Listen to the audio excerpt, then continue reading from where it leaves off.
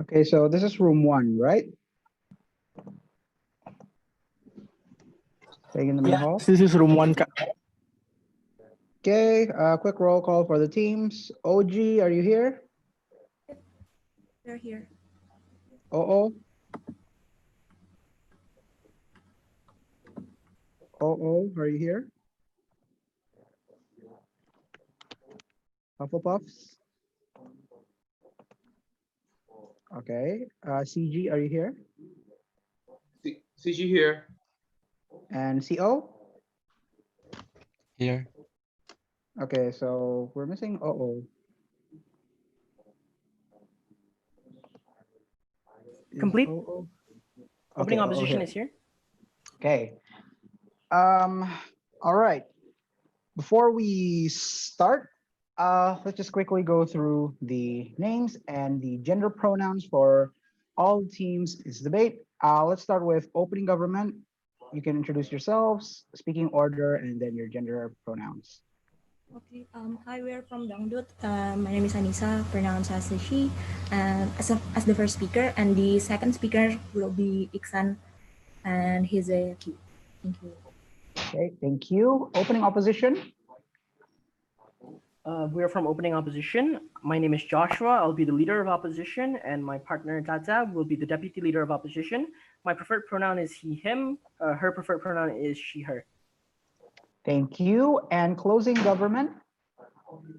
Okay, in closing government, the first speaker would be Mutiara, she, her, and the whip will be me, Amos, he, him. Okay, thank you. And closing opposition. For closing opposition, member of opposition would be Naufal. His preferred pronoun is he or him. For the opposition whip, it'll be Kevin. Preferred pronoun will be he or him. Okay, thank you. Before we my name is Batara. I'll be your chair for this round. I don't have any gender preferences. I'll allow my panels to introduce themselves. Hi, my name is Brian Hussein. No preferred gender pronouns.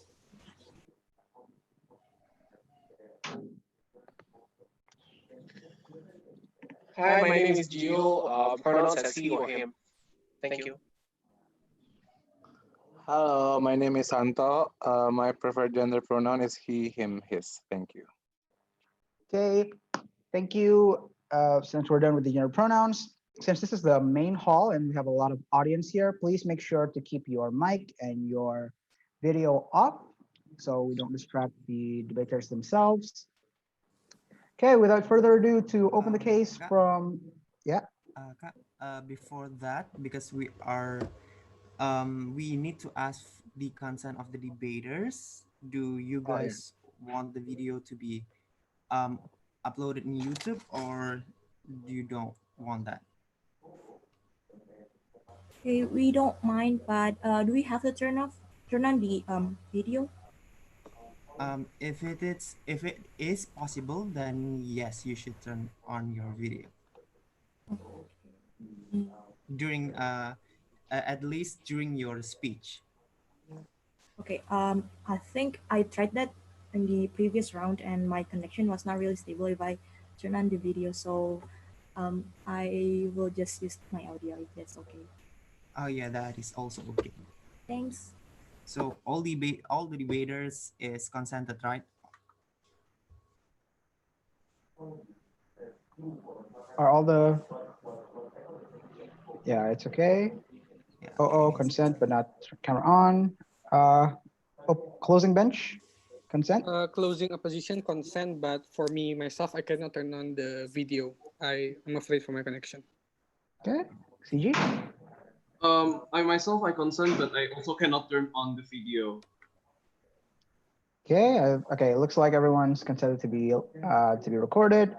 If anyone wants to revoke their consent later on, you can just contact the Orcom. Okay. Since there's nothing else that we need to clear up before the debate, now I call the Prime Minister to open the case. Here. I'm sorry. Can we have a timer on the screen, or should I just like set up my own?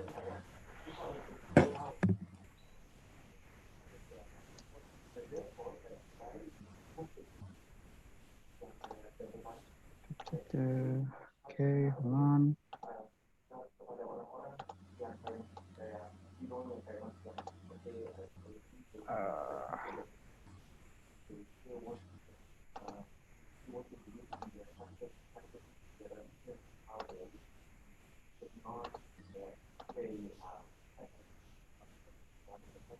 Okay, can you see the stopwatch?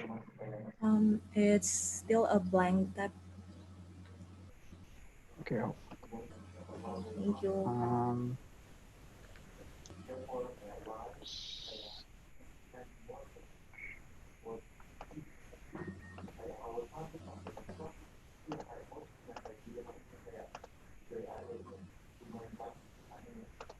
Okay. Sip. Okay. Thank you.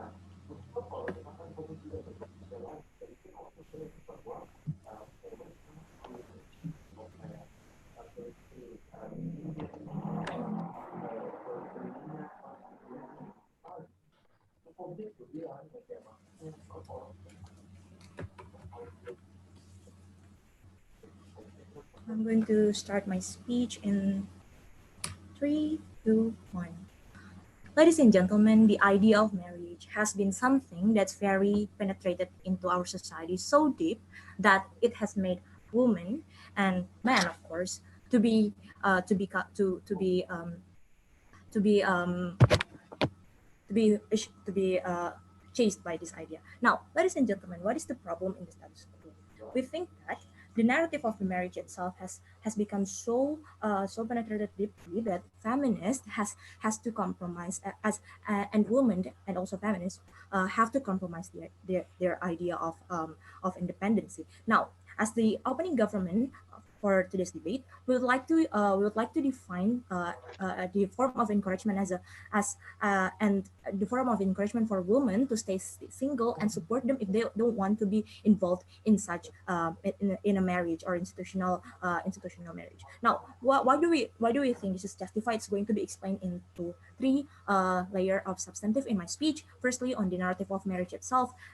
Second of all, it will be on why it is going to be aligned with the feminist interest, and thirdly, on how it's going to be to still be justified in the personal level for the women themselves. Now, but before we begin, let us contextualize what is the current problem in the status quo. Now, we think that the narrative of marriage has been so ingrained into the mind of society to the point where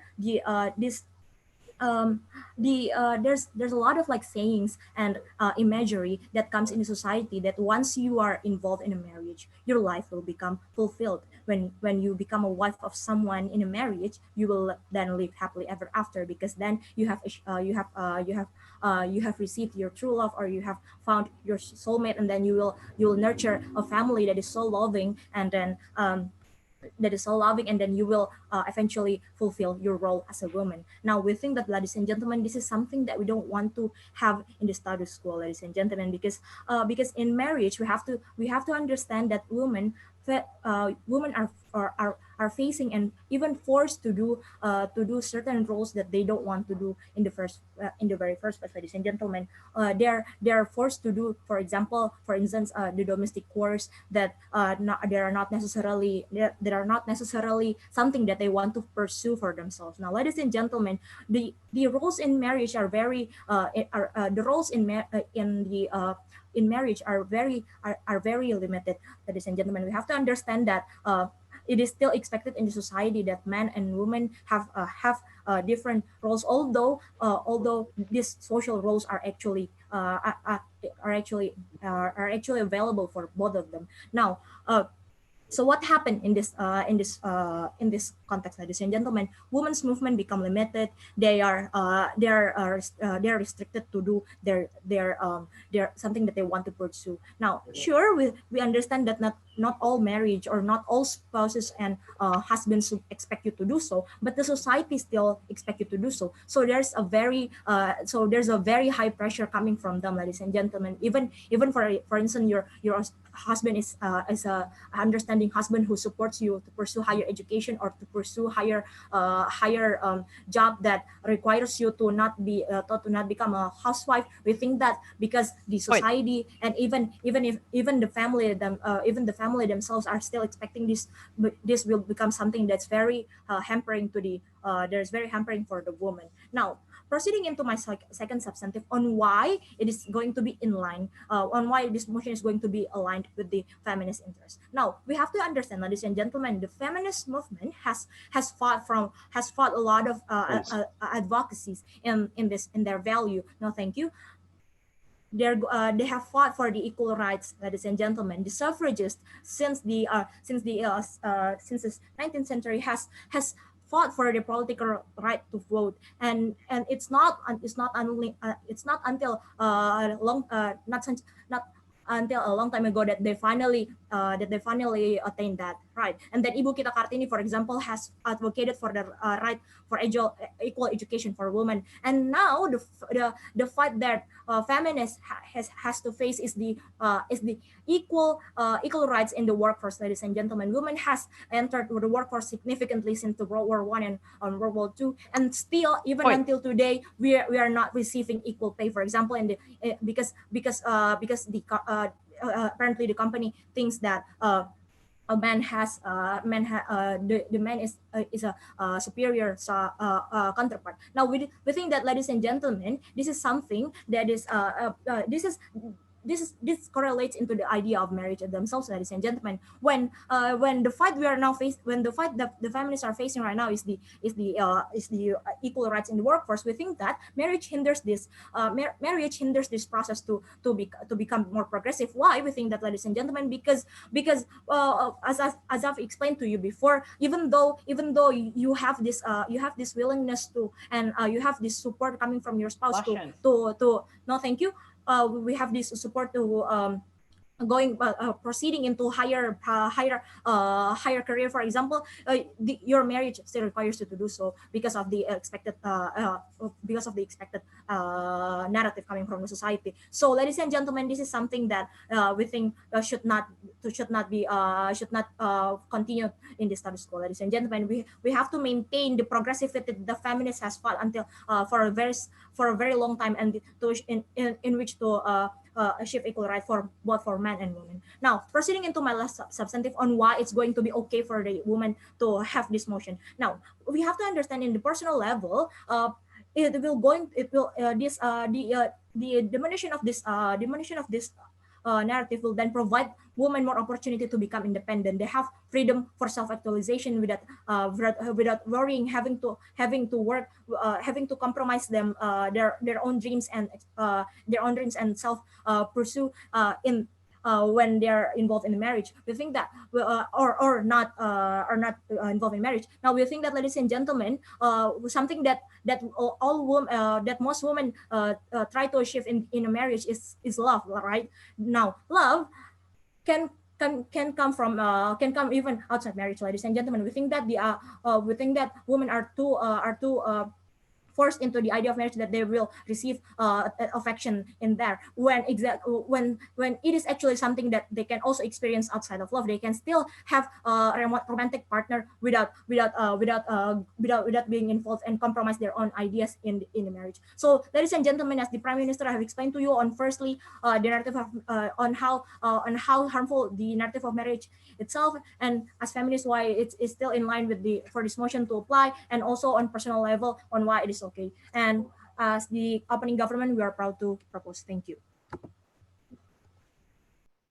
Thank you for that fine speech. To open the case from opening opposition, I call the leader of opposition. Here.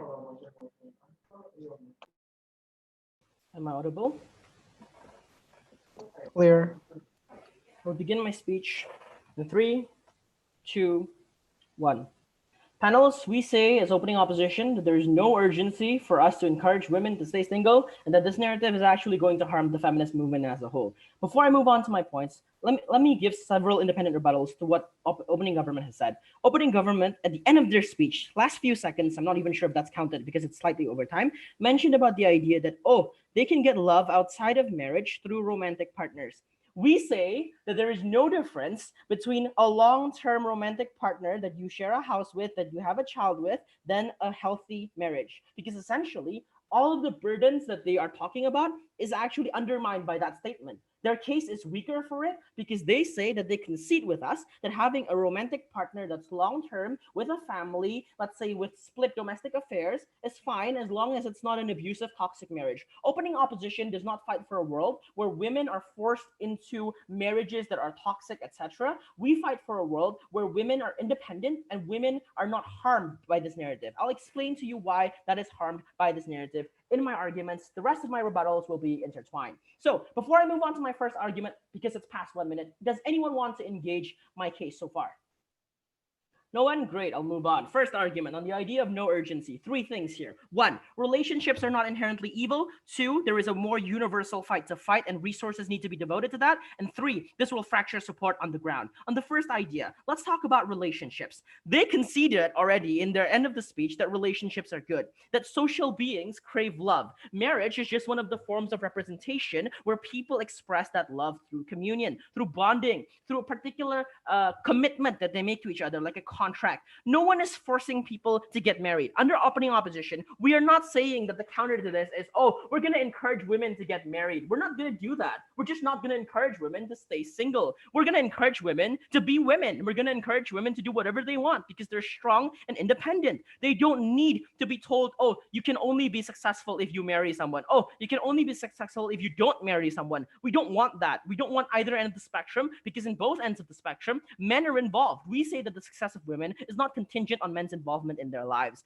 And therefore, if they choose to have relationships, then it's perfectly fine. For them to take this point, they need to prove to you why relationships in general as a whole is inherently evil by saying and proving somehow that every man in the world is a pig or something like that, because that is very, very hard to prove on their end. And since they can't, they rightfully conceded to us in the latter end of their speech that basically, yeah, they agree with the relationship, they just don't want marriage, which is like, yeah, what's the difference? I mean, between a long-term committed relationship with kids and like marriage, it's just a contract, like it's just paper. But second point on this, why is there no urgency? Because sadly, opening government failed to show you any form of mechanism as to how this encouragement will take place.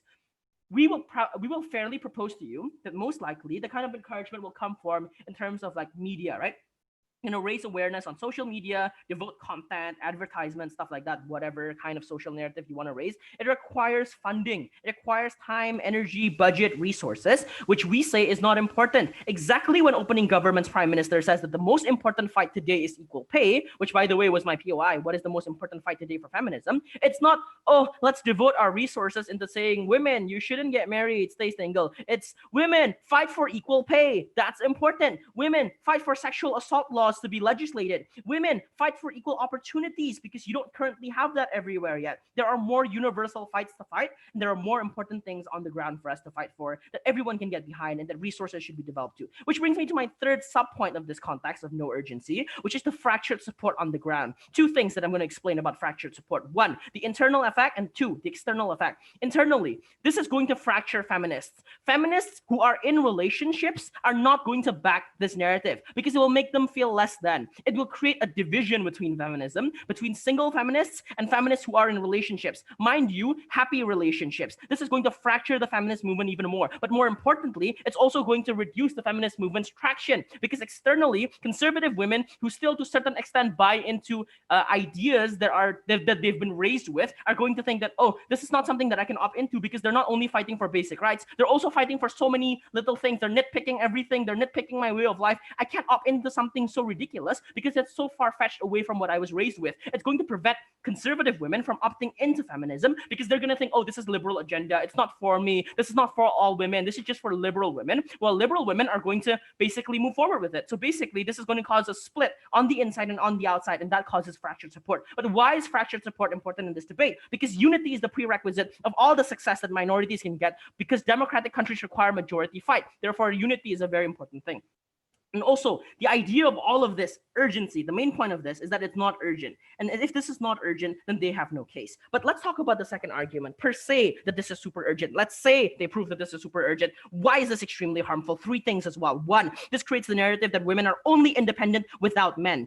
However, second thing, it also invalidates women in relationships as less than. And three, it further credits men's narrative that feminism is too extreme already, and it invalidates the fight as a whole. First point regarding women are only independent without men. The idea of this is that, oh, look, men can be independent with women. If you're a big, strong man, you can have a girl at your side and a great job. But for a woman, you have to pick great job or not, because basically if you concede that you want a relationship, you're no longer that great woman, you're no longer that independent woman, you're nothing, but you're some random person who's fallen in the patriarchy. So basically you're pointing the finger at all women who have relationship into like agent of the patriarchy, which is literally our second point, second sub point regarding this, because it invalidates women in relationships. It creates this narrative that somehow women who choose to be stay-at-home moms are less than. It creates a narrative that women who wants to be mothers are less than, because people who want relationships, people who want the typical, nuclear family vibe thing that's been going on since the 60s, it invalidates them. It makes their fight less valid. It makes their wants and desires less valid. It tells them that all your beliefs are false. It's the product of patriarchy. You are not real. Everything you want is a lie. And that breaks women. It invalidates women. We don't want this. There are more important things to fight. But the third thing, it further credits men's narrative that feminism is too extreme. And it invalidates the whole movement, because they can say, look, feminism isn't fighting for logical stuff like equal pay or sexual assault laws or equal opportunities. They're also fighting for, oh, women should be single. I mean, have you ever seen a men's movement that says men should like get married? Like, there's no counter to this. The idea of this is that it's very problematic because this furthers inequality, and it creates the concept and notion among society that women's value is now dictated by whether or not they have a relationship, which is literally like the agenda of patriarchy. We don't want the agenda of patriarchy reversed in the sense that, oh yeah, women is only validated if they have a relationship, and now women is only validated if they don't have a relationship. We want a world where women is validated regardless of their relationship status, and that is why we proudly oppose the social narrative. Thank you for that speech. To continue the case from opening government, I call the Deputy Prime Minister. Here. Am I audible? Clear. Okay, but I'm arranging my paper.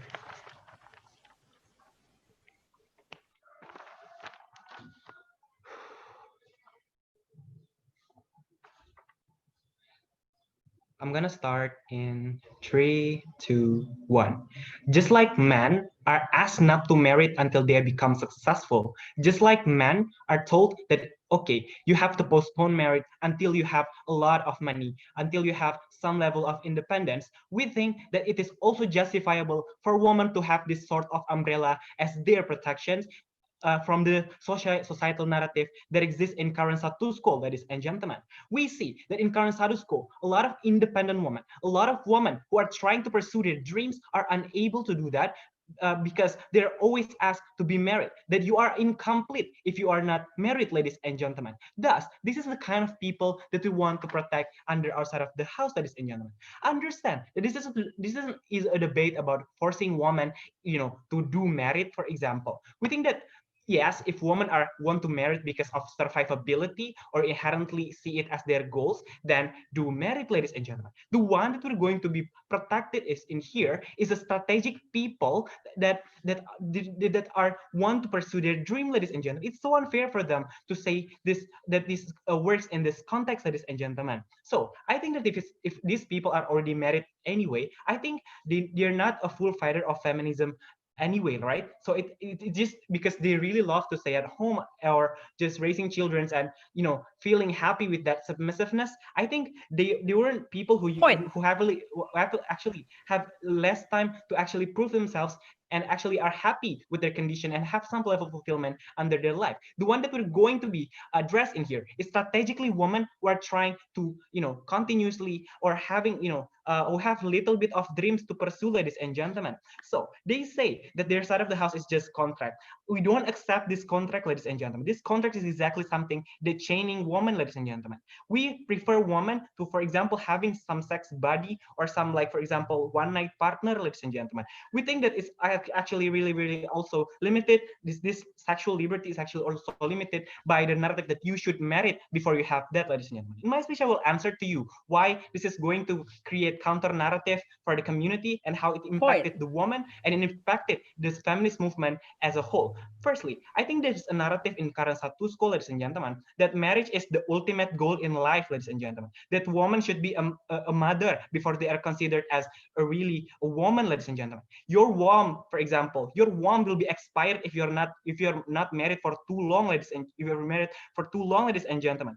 In current status quo, women are forcefully to be married, ladies and gentlemen, even if they have less capacity or less mental stability, ladies and gentlemen. I think even if women in current status quo already have like some certain jobs, they are devaluing themselves. They constantly think that they're not married, ladies and gentlemen. Maybe they choose to pursue their dreams, ladies and gentlemen. But oftentimes, because this narrative that are so strong, they're self-questioning whether their life is complete or not, ladies and gentlemen. They are pressurized by their parents, their peers, ladies and gentlemen. We think that these people are exactly the people that are going to stand in our movement, exactly the people that are going to fight for women independence, ladies and gentlemen, that are going to prove that women are capable in the future, ladies and gentlemen. I think that why feminism should cater them is because feminism is the only opting out mechanism, the only community that actually help them, ladies and gentlemen. And how this is going, I think in current status quo, ladies and gentlemen, we're going to say that their option of merit is supported by a valid umbrella and actually celebrated, ladies and gentlemen. Why this is not happening in current status quo, right? Because we think that if women are actually opting into marriage structure in current status quo is very toxic, ladies and gentlemen. There is some level of religious stigma or conservatism value that are establishing women to be, some are subordinate or servant or not having dominancy inside or not having equal dominance in the merit itself, ladies and gentlemen. I think in the worst case, some women are even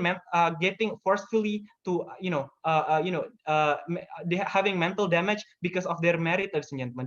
They should always think that they have to serve their husbands, ladies and gentlemen. There's sometimes they are experiencing a lot of domestic violence, ladies and gentlemen. But even if they are privileged enough, now that maybe their husband are actually that progressive, I think it's common to find that husbands are feeling insecure towards their wife, ladies and gentlemen, because they work and getting a lot of money, ladies and gentlemen. Now it is always them who are going to cook, ladies and gentlemen. It is always them who are going to clean their children poop, ladies and gentlemen. This is something that is really something that's really hard to change because there's a lot of religious stigma and any other conservatism value that is unproductive if we're trying to pursue this thing, ladies and gentlemen. Because unless merit allow you to be equal without dominations of men, I think these women are able to fully bloom as who they are, ladies and gentlemen. Secondly, how it's going to affecting the feminist movement as a whole, ladies and gentlemen. I think you have to understand that the feminist movement is the only community that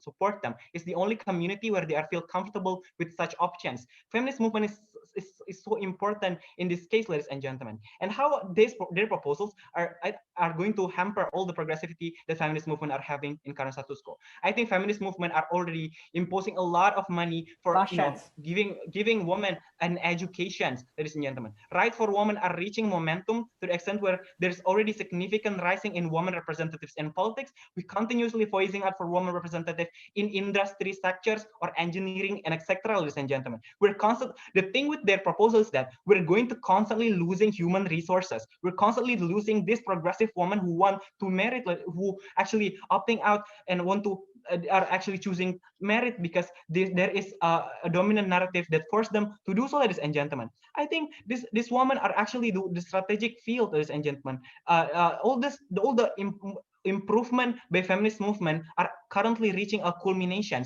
but by the existence of this strong narrative that forced them to opt into merit, ladies and gentlemen, they are able to fully bloom, ladies and gentlemen. I think the culminations of the feminist movement are always going to be beaten by one strong enemy, the narrative that women should be married, ladies and gentlemen.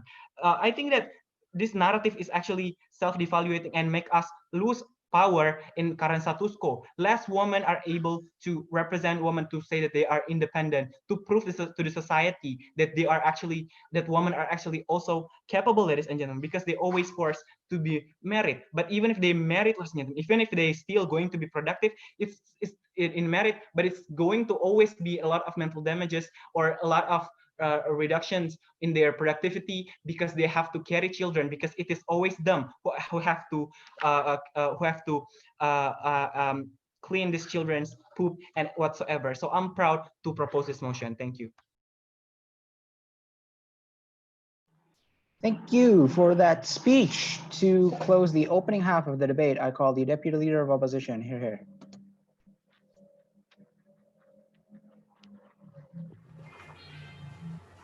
Am I audible? Clear. Starting my speech in 3, 2, 1. Ladies and gentlemen, we believe that the whole case of opening government is only saying that marriage is the narrative of marriage has been ingrained in people's mind to be bad, and that if you are in a relationship, or if you are married, then automatically you will have no dreams, no freedom whatsoever. They never engage to our case about alienating conservative women or alienating women whose dreams might be marriage. And they never told you why does abandoning marriage or abandoning relationship altogether will automatically result in this narrative being gone from society. Because my first speaker has explained to you about how this narrative will even furthermore demonize feminist movement and make feminists seems like crazy people. So in my case, I will explain to you about why, even if the narrative of marriage or relationship has been ingrained badly in society, what we should have done is to try to see where the problem is and fix it. So we have to reclaim the meaning of relationship and marriage, not just abandon it and banning it altogether. Why? Because some part of our feminist movement, some women will be in relationship, will be in a marriage. So these people will not simply opt out just because the feminist movement encourage them to. That's why we have to extend our support to them, and we have to help them reclaim that the meaning of relationship or marriage, that marriage or relationship does not mean that you become less, does not mean that your freedom should be limited. So we believe that the solution, the correct solution, is to reclaim the meaning and to change the narrative, not just ignoring it and hope that it will magically disappear. Now, they stated to you about how we have no hope in changing the narrative. We believe that that is not the case. Why? Let's analyze the status quo. Status quo right now is already very progressive. Even in Indonesia, which can be considered as conservative country, we see that women speaks up defending other women. For example, if a husband cheated, the women in the comment section usually will blame the husband and not blaming the women for not being a good wife, for example. From here, we can see that in status quo, even in the conservative area, the narrative of marriage has changed from submission to partnership, to equal partnership. So we believe that change is happening right now. And also, if we go with their proposal, we will abandon our fellow feminists who are married, who are in relationship, and it will be very harmful because then they will have no support whatsoever. If their marriage turn out to be bad, they won't have any support because we have alienated them. Compared to our case, if we include them in our movement, we will work hand in hand to revamp the narrative of marriage or relationship and fixing it. They stated to you about how there's religious and conservative stigma. If that's the case, what we should do is to change that stigma instead of just abandon them altogether. Because by doing this, people will see us as crazy and people will not listen to all of our agenda in the future. Also, my second point, why it's better for the movement, because this will gain us more ally, not only women but also men. Why? Because usually in our status quo right now, men are cautious with feminists because some men thinks that feminists hate men. Feminists are anti-men, for example. By banning relationship or marriage, this will further impose that narrative that feminists are just crazy women who hate men. But by allowing women or supporting women in relationship, it means that we extend the partnership to men. Why is this? Why will this happen? Because the reason why men does not opt in to join the fight is usually because they don't know, they don't share the same struggle like the women do, because of their upbringing, for example, because of the patriarchal culture. But by being in a relationship that is based on love and trust and equal standing, the men will finally see that what the women want is not hating men irrationally, but equal right. And by doing this, we will also telling all the women that your value lies in you. It does not depend on whether or not you are in a relationship. It does not depend on men, but it lies in you. So if you think that you want to be married, you want to have kids, it's okay as long as you recognize your own value that is the same with men. It is okay as long as you are aware that you have the right to demand to go to work, for example, even if you are married. This is what we have to do because these women should be included in our movement, and going with their proposal will alienate these women. As a result, the narrative of marriage and relationship will not change because no one will change it for them, and we won't have ally.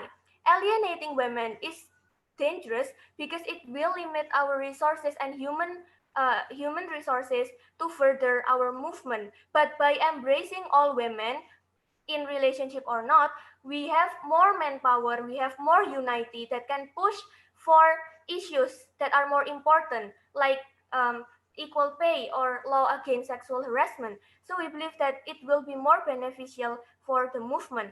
And we can also get more male allies because now we let them in and tell them our unique shared experience instead of hating them without any reason. Because we believe that when men are in a relationship that is based on love and trust, we believe that they will also come to reason to see that what women want is only equal right, and they will be an ally to support their girlfriend, for example, or their wives.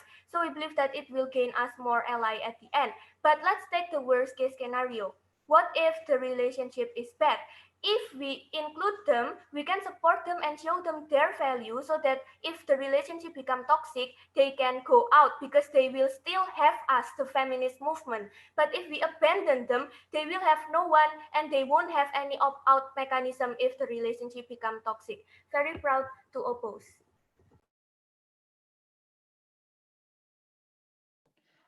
Thank you for that speech. To open the closing half, I call the member of government. Here. Am I audible? Yes. Thank you.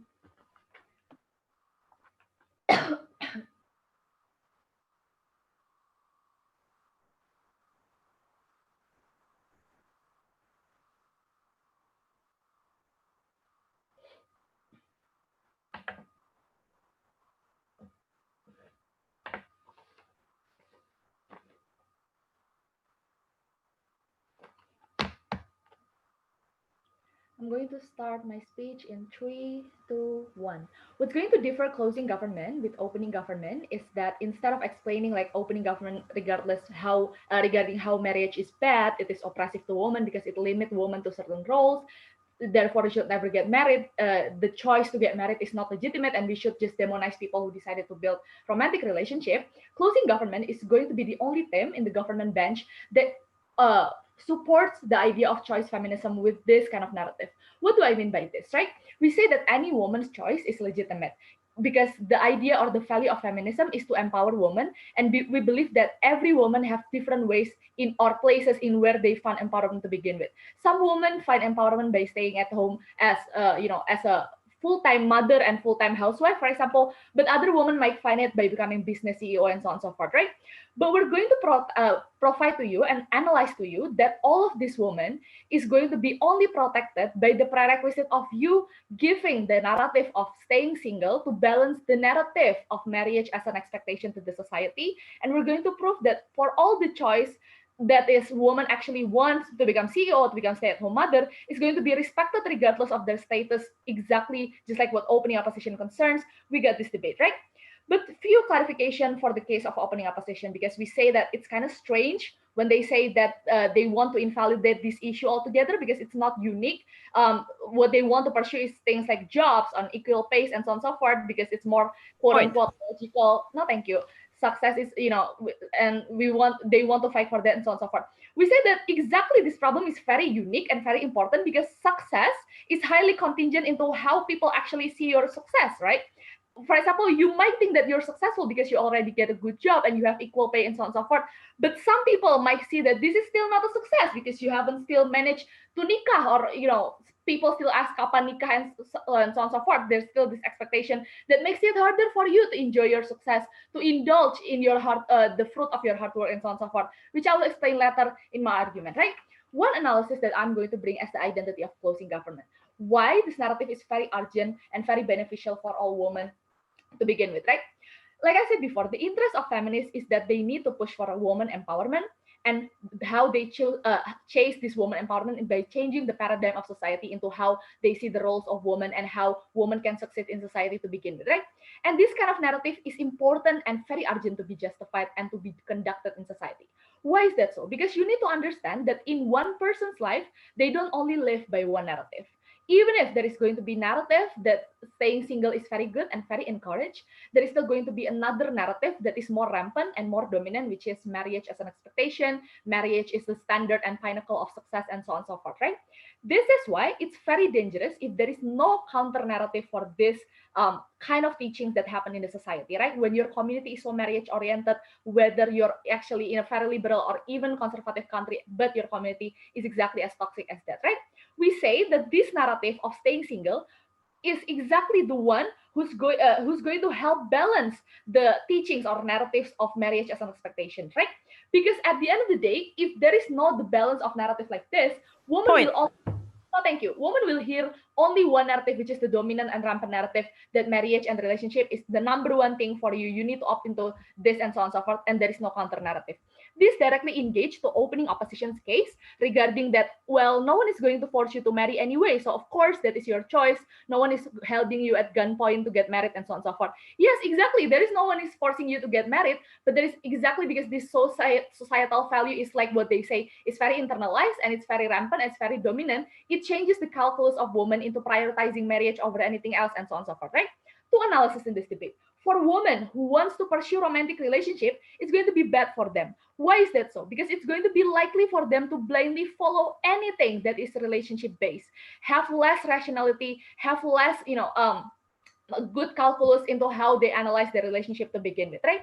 This kind of woman inside of their case is most likely going to stay in toxic relationship, for example, not necessarily abusive relationship, but a relationship that actually not allowing you to go to work, not pursuing education because your significant others can just simply say, why would you pursue such high education? I'm going to pay everything for you and so on and so forth. Like, let's just get married and so on and so forth, right? This gives an illusion of comfort for this kind of woman, but actually this kind of this kind of narrative or this kind of teachings from your significant others is actually going to be bad and going to be better. No, thank you. Going to be better instead of working. Why is that so? Because in our case, for women who want to pursue romantic relationship, or for women who lives in a conservative country and there is a huge expectancy for them to get married, they will still get married, but for all the right reasons, right? Not because they want umbrella of protection, not because they married for pragmatic reason and so on and so forth, but because they necessarily wants to be happy, wants to find romantic fulfillment and so on and so forth, to not stay in a toxic relationship. And why is it so important, right? To have this kind of balance of narrative, because it's so hard for you to alleviate yourself from toxic relationship when we're talking about marriage as expectancy. People will see you as a divorcee, for example, right?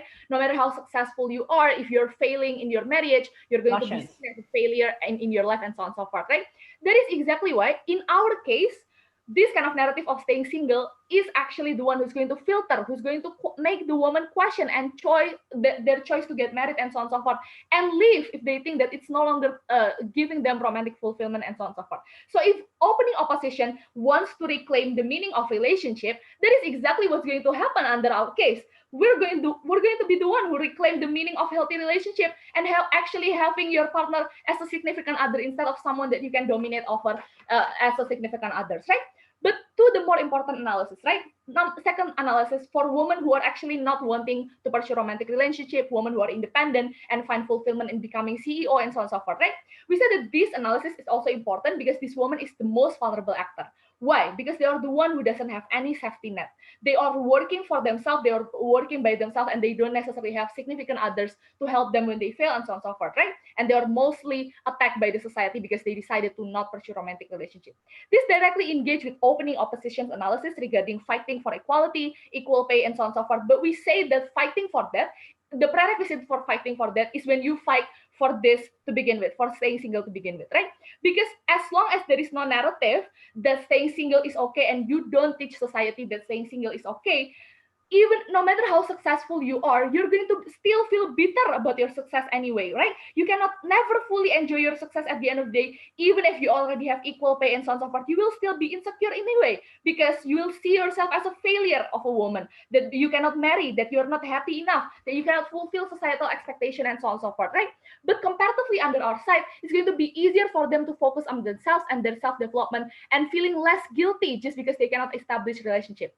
What have we proved is that this narrative is urgent, necessary, and beneficial for every woman, thus will not create fraction and also a segregation, just like what opening opposition concerns, never been prouder to propose. Thank you for that speech. To open the case from closing opposition, I call the member of opposition. Here. Hello, am I clear and audible? Clear. Okay, wait a minute, I'm gonna organize my paper.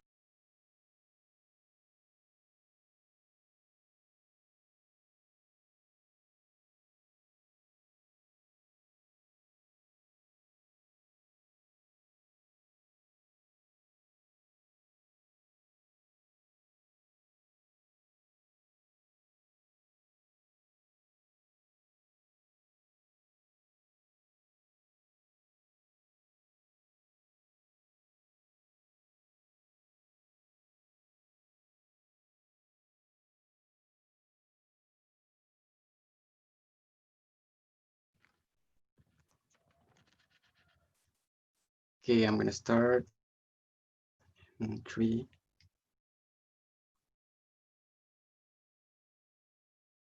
Okay, so most of the teams in this debate, you say that there are concessions that this debate is mainly talking about the choices of women. They say like women still can have like those to like marry or not, or to stay single. But the question is whether or not like this narrative that women should to be encouraged to choose the latter option, which is to stay single or not. We're going to prove to you that on how like this like the narrative itself are going to be bad at the end of the day to the personal level and to the social movement level. We said that or the brings about like the justifications and the urgency. We're going to you can count that what we're going to contribute on CO is how that this going to eliminate all of the benefits that the government bench and the feminist movement already established to this day. So that first of all, I'm going to like counter the government bench narrative. First of all, I'm going to talk about the CG and OG cases. So that most of government cases telling about how like those like badness of like men in the marriage is for example, like the abusiveness, those insecurity of like men for have like good partner and all of this and like toxic relationship. We say that this happen in the cases of like you have like worse partner. Like say that if you as women, you can like choose a good partner, the one who progressive, the one who are accept you and support you to choose whatever you want, so that's not going to happen. So what you say is that our stance is that we want that rather than like the narrative of like women to be just like opt out from this and just to stay single, is better to like women to more shifting on feminist movement to more focus on educating that men. Wait a minute. Okay, to focusing that men should be more respectful, that women should have should find a better partner and have those capability rather than just to succumb to all of those marriage, right? We say that's going to happen, right?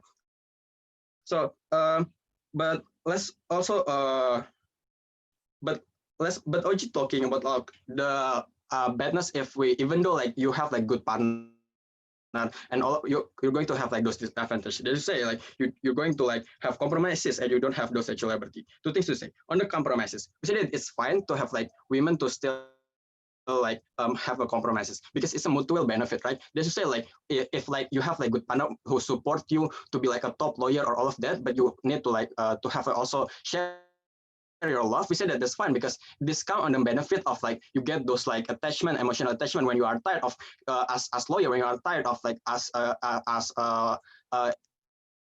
in parliament or all of that, you have like those partner who are going to comfort you and all of that. And they notice that this is exclusive because the partner and like other like family of that is permanent. They say your partner is there no matter what and to you, and it means that is exclusive are better in the marriage itself. But second thing on the sexual liberty, we say that we don't like prevent the narrative like you can even if you like marriage, you still can have like those, you can have sex with other men or other things. But we understand that that's not happens in our current society. There, what we say that does mean that what we need is it is a separate movement. We say that it is you can still like both exclusively tell women to like feminists to fight for this, they still can have like marriage and knowing that there is no sex attachment between sex and love. We think that that's not problem, right? So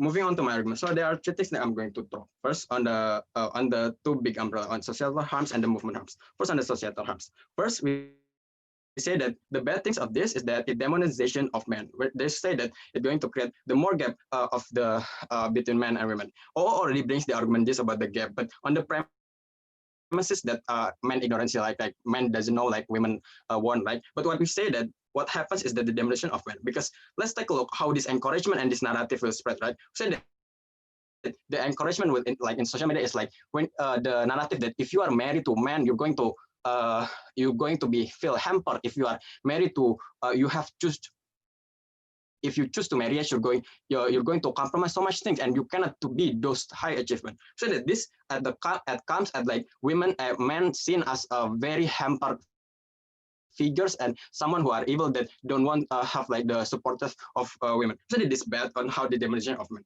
But the bad thing is that it demonizes men like in men the bigoted, but that also the natural or the progressive man. We said that yeah, bigoted men perhaps won't like choose to feminist men, but like those natural men or those like even progressive men are going to feel like, oh, like why should I'm going to be blamed for all of this woman's inability to like to be top high achiever on all of that. So that's bad on how going to create gap for like men tendency to not help for or not to not join to the movement, which is we say that is bad and all the feminist movement wouldn't last long. But second thing on the toxic competition, that the narrative is going to tell you that you better be single and achieve all of top ranks, right? What going to happen is that it creates that parameter that if women are going to be seen as good is that you need to be a top high achiever, that and if you fail then you doesn't work the right yourself. The problem of this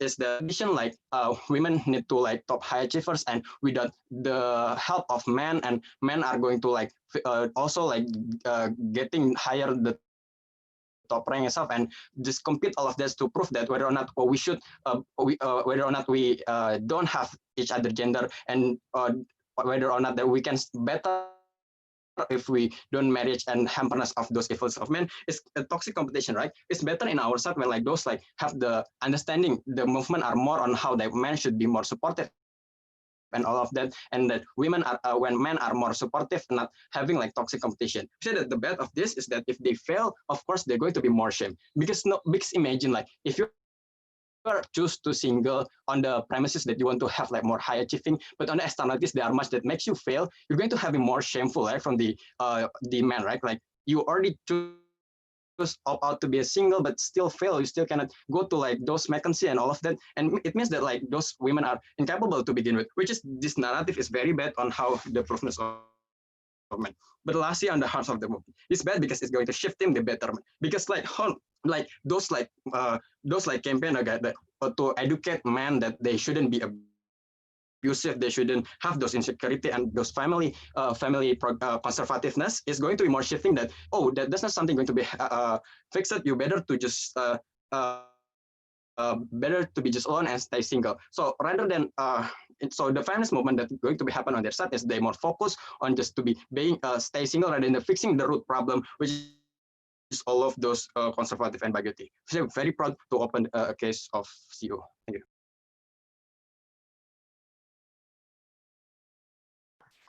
Thank you for that speech to close the government's case. I call the government whip. Here, here.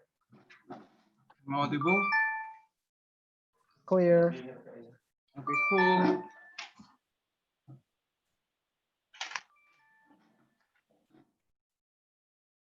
Wait.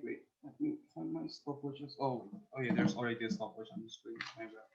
Okay, so I'm gonna start in 5, 4, 3, 2, 1. Okay, so this is how I'm going to structure my speech. First, I'm going to explain opening of positions missing counterfactual. Then I'm going to explain on OG's missing engagement that we have taken. And thirdly, I'm going to address whatever CO brings because it's honestly unclear, right? Okay, so first of all, I would like to give a clarification, right? I think that our model, like the framework that we have been in, we are playing in a scenario where not a blank canvas, right? We think that all of opening of positions that's talking about, oh, women have rationality, women have freedom and those kind of things, they never explain why they have these kind of things in the status quo, right? Because the fact is in the status quo, they do not have their freedom to choose, right? They have already been given a lot of information on where you need to marry. They have already given like by their parents, by their peers or whatever, that they need to marry at the end of the day, right? We don't think that this kind of thing is can be considered rationality, right? I think that under our side, the model that Mutiara have brought to you, that CEO never responded, is the fact that we will just tell the precautions, right? We think that the motion just says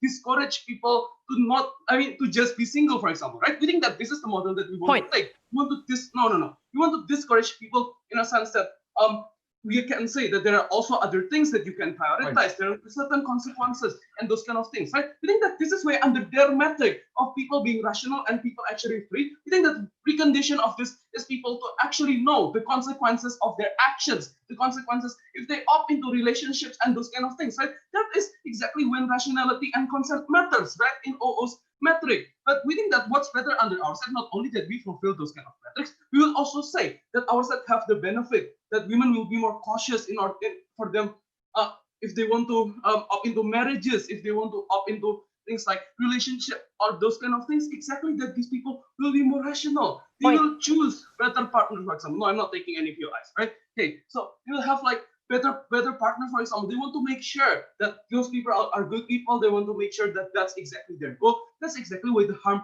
is better under our side, right? We think that under our side, like even if like people still opt into a relationship and like want to waste their time and those kind of things, even though we will later explain why it's less likely for people to do these kind of things, but in the worst case scenario, when it happens, it's at least when they are fully rational, when they are already exposed to the pro and cons, right? Not only the pro to overwhelming things in society, but we also give a counter to that, right? So that's why under the metric of rationalization, OO's counterfactual will fail, right? Okay, so let's go to the second point, right?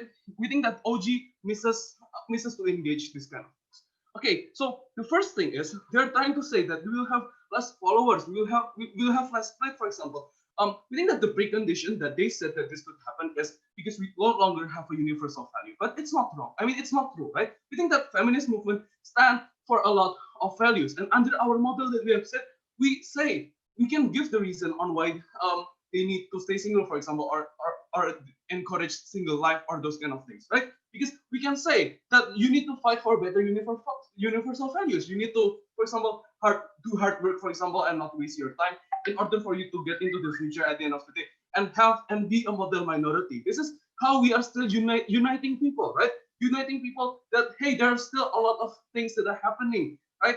There are still like a lot of things that we need to face, and as women together, we need to face this together. We think those kind of things are still uniting anyway, because they still have the same grievances that they have agreed upon, especially when you look at the characteristic of people who are actually entering feminist movement. Most likely they are progressive at the end of the day, or at least the gray area, right? So this is not going to what the whole opposition bands actually talk to you, right? When these people will just suddenly leave and those kind of things, because we think that they have a degree of indebtedness towards feminist movement. That's why in the past they always stay, right? It's not going to be those conservative people that we are talking about, because like they won't be in the feminist side under both sides of that, right? We think that those gray area people would at the end of the day stay anyway, right? Okay, so the second thing that they try to bring is in terms of, oh, men will leave the movement, right?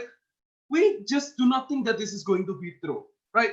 Why is that so? Because if you are talking about progressive men, which again is the one that we are talking again, like that's what OOMCO brought, we think that they are already having a lot of benefits from feminist movement, right? They're already having benefits such as men can cry, for example, or men can be whatever they want, or men do not have to basically do not have to face like patriarchy. You know, patriarchy is also bad for men because they cannot cry, they cannot have those type of freedom, and they have insanely high standards as well, right? We also fight for those things in feminist movement, right? So we think that we still have like similar benefits as well, and we also still want them to be in a benefit. We do not think that this one thing is enough to make all men suddenly go away, especially when we are talking about progressive men. Okay, so the most important thing wait, no, actually, I'm just gonna respond to CO one more thing, right? Okay, so CO said, oh no, you need to have a partner, right?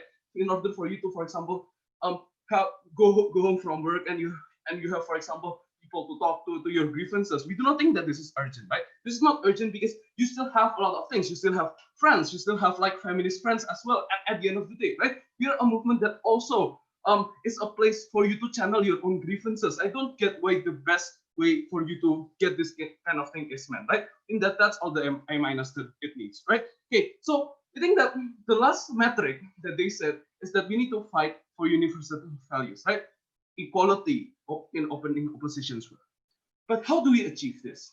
They never actually give us an explanation on how we are going to reach it under their side, right? They said that they will just do more campaigns about that and those kind of things. But I wasn't given a clear explanation on a step-by-step basis on how that's going to happen or be effective under their side of things. But how is it that our side is better? We think that this is where Mutiara's argument becomes important, right? Because under that metric, Muti have already explained to you when most people are like having their priorities checked, for example, where they think that, oh, getting jobs might be better for me and those kind of things, but people would like work for themselves as well. I think that the framework that I'm going to give is this is exactly the one that is going to break societal stigma, right? That women cannot do jobs, right? Because when more women, for example, want to up into universities rather than for them wanting to, I don't know, just get married after high school and those kind of things. We think that this is the moment where the women will be seen as someone who have more merit in the eyes of men, right? I know that this is generational, but that's okay, right? At least the change happens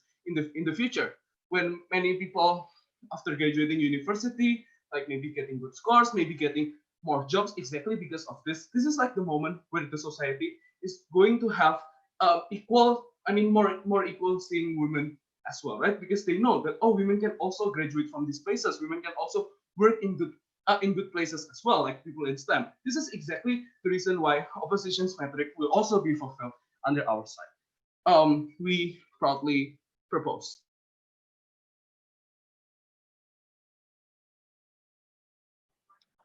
Thank you for that speech. To close the debate and the opposition's case, I'll call the opposition whip. Here.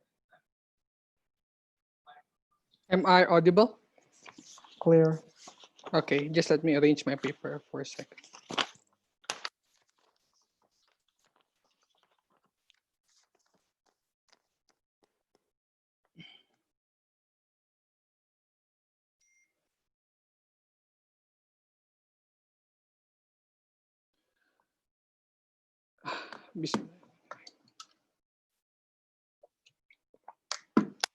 Okay, I'm going to start in 3, 2, 1.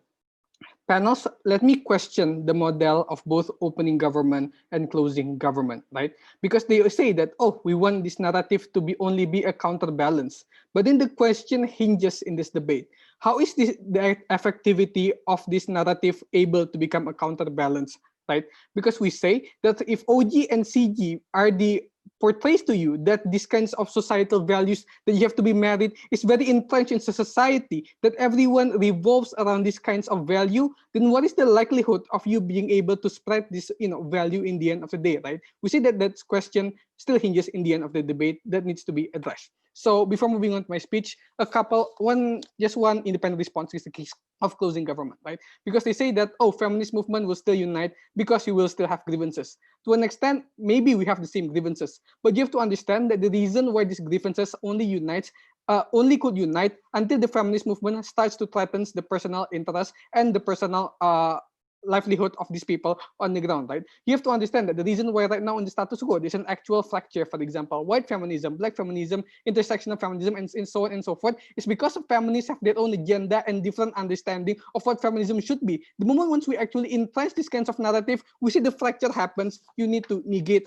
why that actually happens, right? So I'm going to talk about two different clash in this debate. First, I'm going to talk about the personal level, the exclusive contribution that my member brought. Second, I'm going to talk about the bigger discussion in regards to why it's going to be worse for feminist movements in the end of the day. So first clash, I'm going to talk about personal level and so on and so forth, right? Because we think that opening government stated that, oh, we say that women cannot self-actualize because they're going to force to do domestic work and so on and so forth, right? We say we cannot just demonize men in these kinds of terms, right? Because we say that right now, there is a very improving status quo, right? The fact that men are right now aware of being education, for example, or even in the past times, men are still aware of what women is for, right? The fact that even in Kartini's era, that her husband helped her to build a school to actually educate, for example, or how in the Minang culture that women are being treated and needs to go to school and so on and so forth, right? So if OG wants to talk in regards to progressivity, we say that it can go hand to hand, that you can fight patriarchy in the moment when you are marrying people, right? The fact that we can still educate these kinds of men when they are, when they are being discriminative and so on and so forth, we see that their benefit is not exclusive.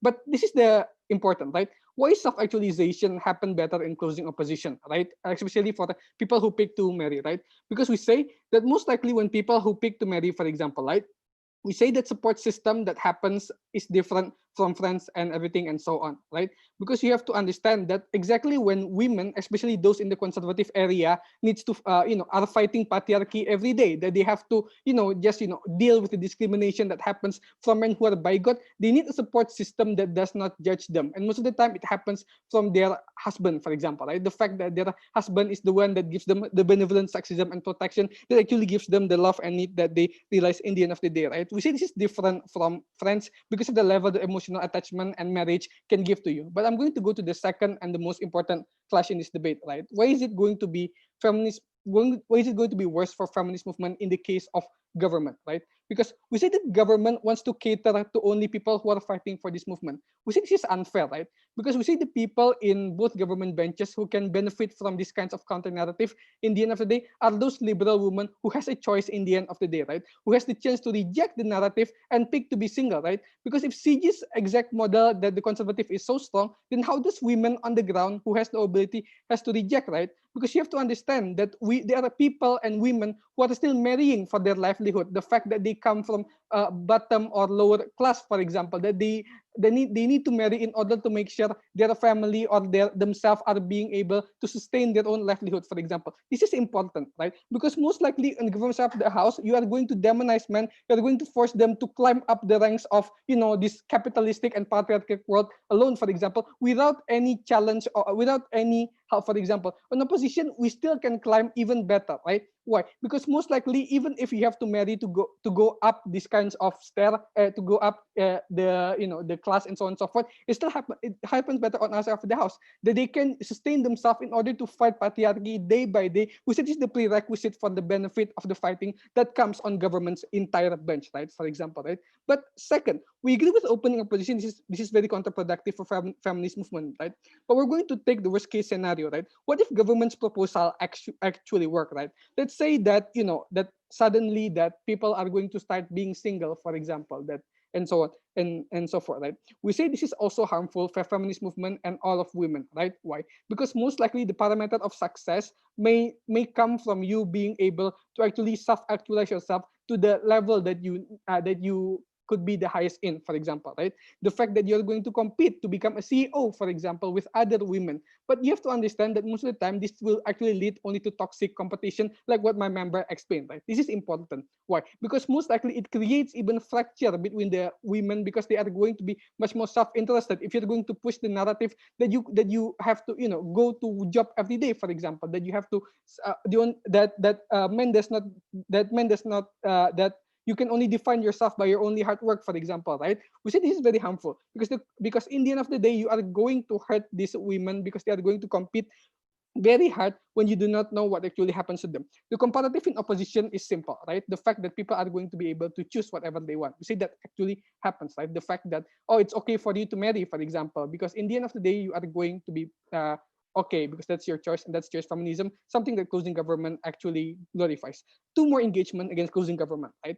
Because they say that, oh, women who follow toxic relationship would settle for less, for example. They'll opt into this kind of relationship. We say no, right? Because most likely there's a counterbalance in the environment. You have friends who can advise you that, for example, that this man is toxic, for example. You have your family and parents who can easily help you keep contact with this man if you believe that this man is eventually toxic to you, right? We see that's going to be even more harmful in government, right, side of the house, right? Why? Because you are going to demonize all men, you're going to distrust all men, not giving a chance for you to actually have the support system that you're going to need. But lastly, when they say that, oh, independent women will feel bitter, for example, right? We say no, right? Because we say that there are also other validation that you can gain to feel better for yourself, right? For example, the fact that you can have other people that explains to you, for example, in regards to your job, for example, that you're still going to get the capital that you want so much, for example, and the riches that you want, for example, right? Because you have to understand in government, what you're going to do is you're going to backtrack the progress that we have in educating men all of this time, right? In educating men that, oh, in a relationship, you have to be gentle. You have to love your partner too, that you cannot treat her only as an object, only for your betterment, and only to satisfy what you want. Never been prouder to oppose this debate. Thank you for that speech. That concludes the open semifinal rounds of HBP 2020. Congratulations for everyone for making it this far.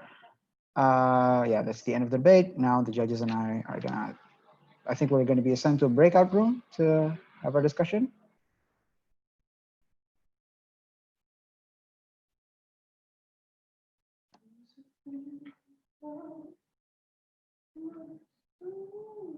Do we go to the breakout rooms to have our discussion? Orkom? Yes, in a moment, Kak. Okay.